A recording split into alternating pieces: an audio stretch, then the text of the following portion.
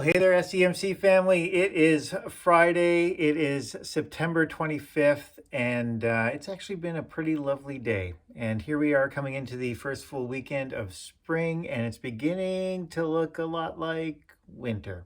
But I hope that you've had a good week, and we're looking forward to a good weekend here together. And I just want to bring you a couple of key updates for us.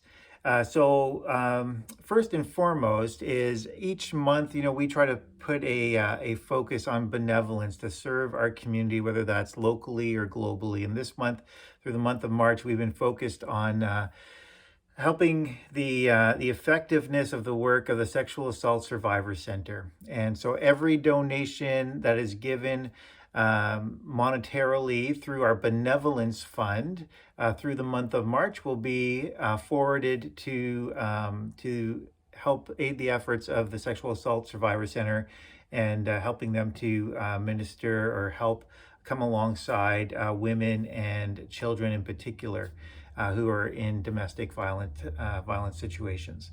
And then in addition to that, you'll notice down below in the e-bulletin or further down on our Facebook page, we have a new list, an updated list from them about what you can bring, some tangible items for some of those of you who prefer to give something tangible that you know can make a difference. There are a lot of tangible items that you can bring. And so you can bring those in either this weekend or through the week next week, and we will get those to the Sexual Assault Survivor Center. So things like adult coloring books, pencil, crayons, pens, journals, calming teas, mints, small stuffed animals, new, please, new, and hair scrunchies or elastics, those kinds of things, stress balls, stress toys, those things that you can put in your hand. Those are really, really helpful. And so when you come into the foyer, if you're coming in on Sunday, you can just put them on the table right there that is right in front of the doors when you first come in. That would be excellent. And speaking of which, as you come in, for those of you who are going to choose to connect with us this Sunday morning, we will appreciate that. And many of you will know that this Sunday will be the first Sunday that we will not have any kind of restriction in terms of masking or distancing or things like that. There will be no protocols or policies placed on us from Lambton Public Health. And so first, let me commend you as the SEMC family for your mutual care to one another throughout all the changes that have taken place.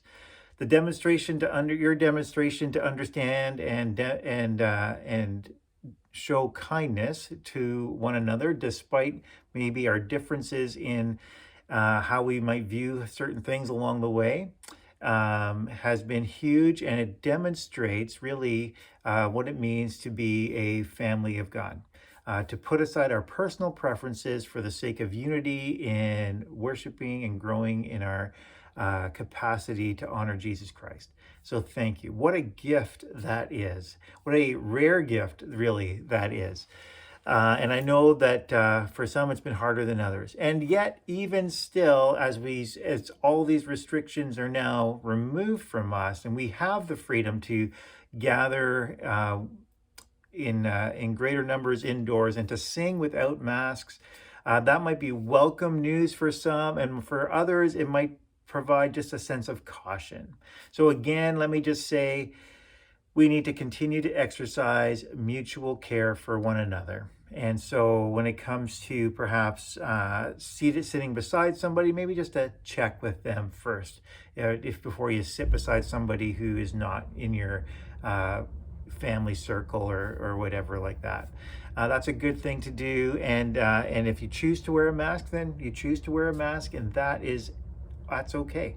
Right. And so me personally, one of the things that I'm doing this week is I keep a mask with me and just kind of defer to the person that I'm with, or if I'm in a group setting, to just gauge those things. And so if it makes somebody else if it's helpful for somebody else, and I have my mask handy and I put it on.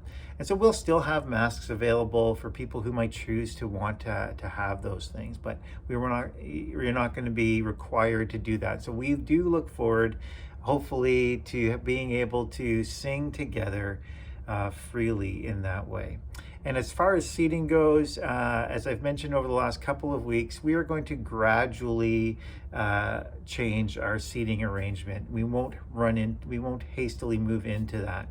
And so there are some longer sections of seats put together, but you'll still be able to move seats in smaller groups if needed.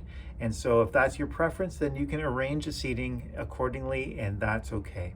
So I hope that makes sense for you. I mean, our desire is to continue to find ways to ultimately help people grow in their relationship with Jesus while dealing with their own comfort levels as we emerge from all of these restrictions that are placed on us, recognizing that there are still some cautions that are wise to take, even as we go through these initial few weeks, especially. And so we want to do our part to steward that well. Thank you for your consideration of that, your support.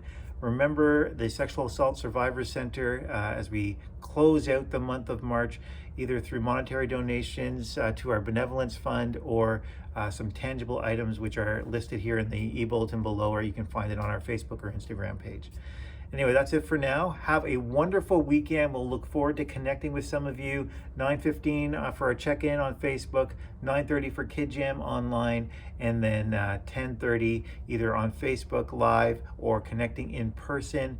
Anyway, keep well, wash your hands still, and let's go make a kingdom difference, okay? See ya.